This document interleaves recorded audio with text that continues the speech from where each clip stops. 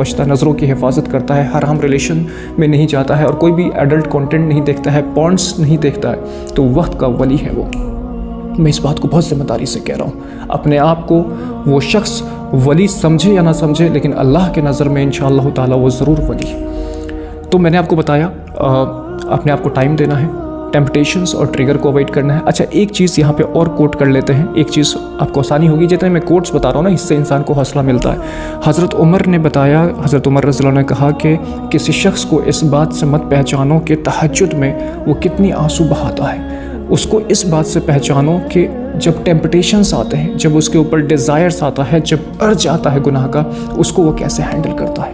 کیونکہ وہی لمحہ ہے ٹیسٹ کا. اللہ تعالیٰ نے کہا کہ تم کیسے سوچتے ہو کہ تمہیں آزمایا نہیں جائے گا, تمہیں آزمایا جائے گا. اللہ تعالیٰ قرآن شریف میں فرماتے ہیں مفہوم کہ تمہیں ضرور بضرور آزمایا جائے گا, مال سے, مال کی کمی کے ہونے سے, خواہشات سے, اور بھی جو مفہوم ہے ان ساری چیزوں. تو تمہیں ٹیمپٹیشنز تبھی ہے نا, تمہیں آزمایا جائے گا.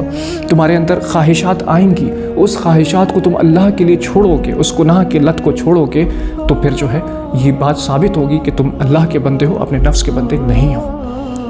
تو یہ چیزیں امپورٹنٹ ہے. تو آپ نے کیا کنکلوڈ کیا کہ سب سے امپورٹنٹ چیز یہ کہ ٹریگرز کو اوائڈ کرنا ہے, جب ارج آ جائے تو اپنے آپ کو ٹائم دینا ہے. اچھا تیسرا طریقہ یہ ہے کہ اپنے نفس سے بات کرو, خود سے بات کرو. جب یہ خواہشات بہت زیادہ پریشان کرنے لگے, جب بہت زیادہ بے چینی ہونے لگے کہ نہیں مجھے گناہ کرنا ہے, اپنے نفس سے کہیں تنہائی میں چلے جاؤ اور اپنے آپ سے کہو کہ یار تم کیوں یہ کرنا چاہتے ہو, اس گناہ سے تمہیں کیا حاصل ہو جائے گا, یہ تو بہت وقتی لذت ہے, اور اس لذت کے بعد جو ریگریٹ ہے نا وہ تو بہت تکلیف دہ ہے.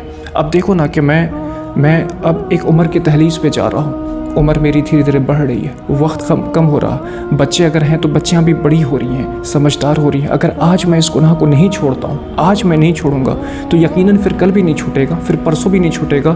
حال میرا یہ ہو جائے گا کہ جو میرا ول پاور ہے وہ وقت کے ساتھ کمزور ہو جائے گا. پھر جب میں زیادہ ایج گروپ میں پہنچ جاؤں گا, بڑھاپے میں جاؤں گا, اب سوچو ایک بوڑھا انسان گناہ کرتا ہوا ایسا ایڈلٹ ویب سائٹس دیکھتا ہوا کیسا ہوگا, کیسا لگتا ہوگا, کتنا چیپ ہے, کتنا زیادہ تکلیف دہ بات ہے یہ. تو یہ جو گناہ چھوڑنا ہے وہ آج چھوڑنا ہے, اسی جوانی میں چھوڑنا ہے, تاکہ جوانی کی عبادت اور جوانی کی لذت عبادت کے لیے یہ بہت زیادہ اللہ کو پسند ہے. تو یہی تو وہ وقت ہے, یہی تو وہ لمحات ہے کہ تم آج ثابت کرو کہ آج تم اللہ کے بندے ہو, آج نفس کی اپنی مخالفت کرو. تو یہ بہت امپورٹنٹ چیز ہے. تو اپنے نفس سے خطاب کرو. اور چوتھا ٹپ یہ ہے میرے بھائی کہ یہ جو خیالات ہیں نا جو ہمارے دل دماغ میں آتے ہیں, جو پاسٹ گناہ کے خیالات, جو ہم نے توبہ کر لیا لیکن جو پہلے گناہ کیا, وہ خیال آئے گا یار وہ ہم ساتھ میں ٹائم اسپینڈ کرتے تھے, ہم یہ کرتے تھے, ہم وہ کرتے تھے, ڈیٹس پہ جاتے تھے, کافی پیتے تھے, وہ بہت خوبصورت تھی, آج بھی اپارچونیٹی ہے, نمبر ہے, فلاں مکان. اس طرح کے اگر جو خیالات آ رہے ہیں نا, تو تصوف کی دنیا میں خیالات کو ایک خطرہ بتایا گیا ہے کہ اگر اس خیال پہ تم اڑ گئے, تم اس کو تھاٹ میں دے دیے, تم اس کو سوچنے لگ گئے, اس کے ڈیپ تھاٹ میں چلے گئے, اس خیال کو تم نے ٹائم دے دیا, تو یہ خیالات یقیناً تمہیں لے ڈوبے گا, تم سے گناہ کرا دے گا. اس لیے اکابرین یہ کہتے ہیں کہ جب پہلا خیال آئے تو اسی وہ خیال پہ ورک اپ کرو, اس کو مولڈ کر دو, اس خیال کو وہیں روک دو. اس کی مثال حضرت ذوالفقار احمد نقشبندی صاحب ایسے دیتے ہیں کہ ٹریفک پولیس جو ٹریفک بیچ چوراہے پہ کھڑا ہوتا ہے, تو وہ جو سامنے سے گاڑی آتی ہے اس کو پیچھے بھیجتا ہے, دائیں سے آتی ہے اس کو بائیں بھیجتا ہے, بائیں سے آتی ہے اس کو دائیں بھیجتا ہے. اگر گاڑیوں کو وہ بھیجے نہیں اور ساری گاڑیوں کو روک دے تو وہاں جام لگ جائے گا.